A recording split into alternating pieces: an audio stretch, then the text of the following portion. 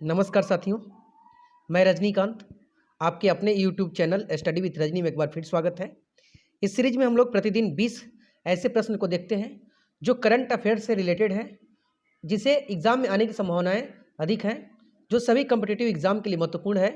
इस वीडियो को आप लोग अंत तक जरूर देखा करें। वीडियो अच्छा लगे तो लाइक ज़रूर करें, दोस्तों में शेयर करें। इससे पहले चैनल पर जो नए हों तो चैनल को सब्सक्राइब कर लें और बेल आइकन जरूर दबाएँ। पहला क्वेश्चन है, महाराष्ट्र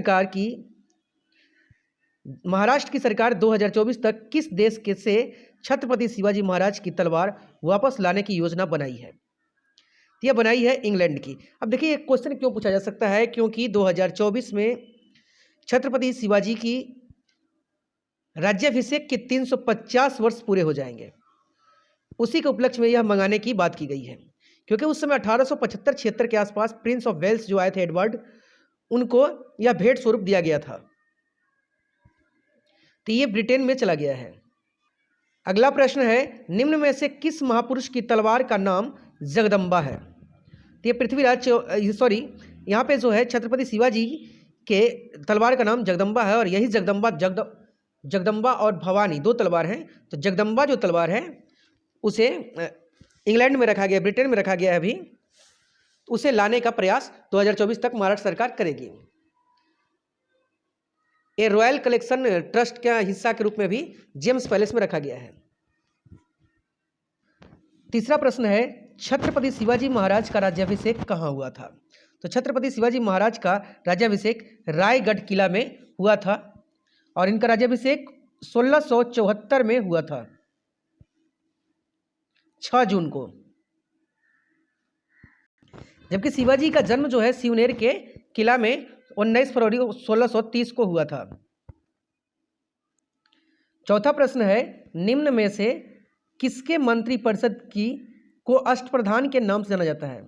तो छत्रपति शिवाजी महाराज के मंत्रिपरिषद को अष्टप्रधान के नाम से भी जाना जाता है। यह इंपॉर्टेंट क्वेश्चन है, ध्यान दीजिएगा। पांचवा प्रश्न है, नवंबर 2022 में काशी तमिल संगम का उद्घाटन वाराणसी में किसने किया?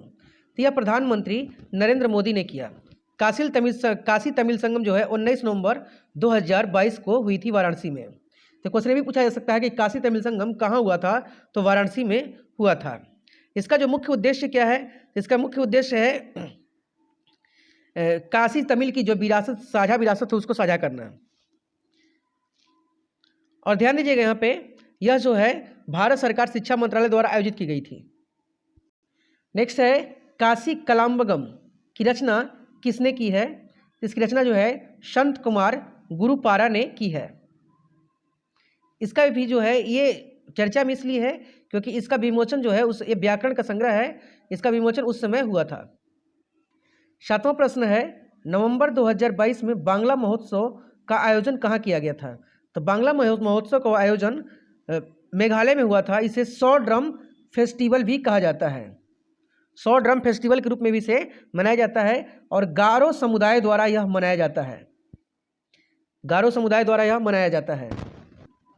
दोस्तों, आठवां प्रश्न है, स्वस्थ धरा खेतहरा थीम किस योजना की है? तो दोस्तों, इसका सही उत्तर होगा मृदा स्वास्थ्य कार्ड योजना। इसका सही उत्तर मृदा स्वास्थ्य कार्ड योजना है, और इसकी शुरुआत जो है वर्ष 2015 में हुई थी। क्वेश्चन ये भी पूछा सकता है कि मृदा स्वास्थ्य कार्ड योजना की शुरुआत कब हुई थी? तो 2015 में हुई थी। कहाँ हुई थी? तो राजस्थान में हुई थी। इसकी शुरुआत सबसे पहले राजस्थान में हुई थी। अगला प्रश्न है कि मृदा स्वास्थ्य कार्ड योजना की शुरुआत 2015 में कहाँ की गई थी? तो ये राजस्थान में शुरू हुई थी। तो ऑप्शन नंबर डी इसका सही उत्तर होगा। 10वां प्रश्न है, राष्ट्रीय प्राकृतिक कृषि मिशन के संचालन समिति की पहली बैठक की अध्यक्षता किसने की थी? तो ध्यान दीजिएगा, इसकी पहली बैठक जो है 3 नवंबर 2022 को हुई थी नई दिल्ली में। नई दिल्ली के कृषि भवन में हुई थी, जिसकी अध्यक्षता नरेंद्र सिंह तोमर ने की थी। नरेंद्र सिंह तोमर तत्कालीन समय में या अभी भी हैं केंद्रीय कृषि मंत्री हैं। 11वां प्रश्न है, भारतीय चाय बोर्ड द्वारा केंद्र सरकार ने वर्ष 2022-23 से लेकर अगले 5 वर्षों में चाय उद्योग के लिए कितना करोड़ रुपए की सहायता की मांग की है? इसका सही उत्तर है 1000 करोड़ रुपए की। देखिए, जब अभी ये लेटेस्ट में मांग चल रही है तो इससे रिलेटेड क्वेश्चन पूछा जा सकता है। तो इसकी मांग जो है 1000 करोड़ रुपए की गई है। अब देखिए इससे रिलेटेड प्रश्न हम आगे देखते हैं। 12वां प्रश्न है, चाय उत्पादन में विश्व में भारत का कौन सा स्थान है? तो चाय उत्पादन में भारत का विश्व में दूसरा स्थान है और भारत जितना उत्पादन करता है उसका लगभग 80% स्वयं उपभोग कर लेता है, 20% ही निर्यात होता है। अगला प्रश्न है, विश्व के कुल चाय का कितना प्रतिशत भारत निर्यात करता है? तो भारत निर्यात करता है 10%। विश्व के कुल चाय का 10% भारत निर्यात करता है, जबकि भारत अपने उत्पादित चाय का 80% उपभोग करता है। 14वां प्रश्न है, भारतीय चाय बोर्ड का गठन कब हुआ था? तो इसका गठन हुआ था 1 अप्रैल 1954 को। भारतीय चाय बोर्ड अधिनियम या चाय अधिनियम 1953 के तहत हुआ था। 15वां प्रश्न है, भारतीय चाय बोर्ड का मुख्यालय कहाँ है? इसका मुख्यालय कोलकाता में है। 16वां प्रश्न है, भारतीय मानक ब्यूरो अधिनियम किस वर्ष पारित हुआ?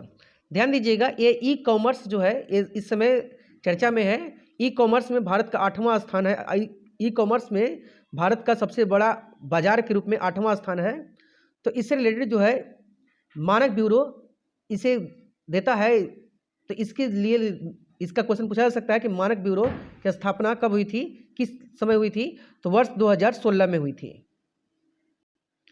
17वां प्रश्न है, भारतीय मानक ब्यूरो का मुख्यालय कहाँ है? तो भारतीय मानक ब्यूरो का मुख्यालय नई दिल्ली में है, जबकि इसके जो है 5 क्षेत्रीय कार्यालय भी हैं। 5 क्षेत्रीय कार्यालय कोलकाता, चेन्नई, मुंबई, चंडीगढ़ और दिल्ली में है।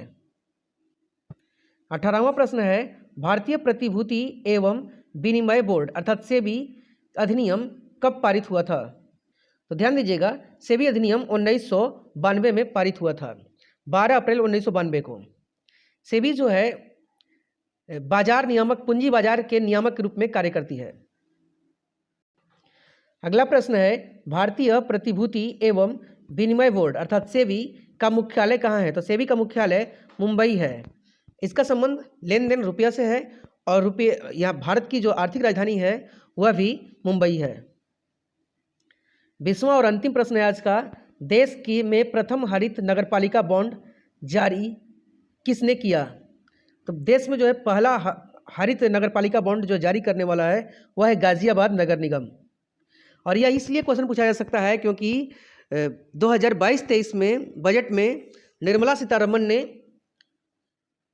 सॉवरेन ग्रीन बॉन्ड की जानकारी दी थी कि सॉवरेन ग्रीन बॉन्ड जारी की जाएगी। तो इससे रिलेटेड यहाँ पे क्वेश्चन पूछा जा सकता है।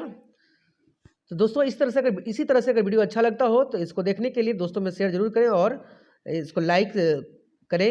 किसी भी तरह की समस्या हो इसमें तो कमेंट्स जरूर करें। धन्यवाद।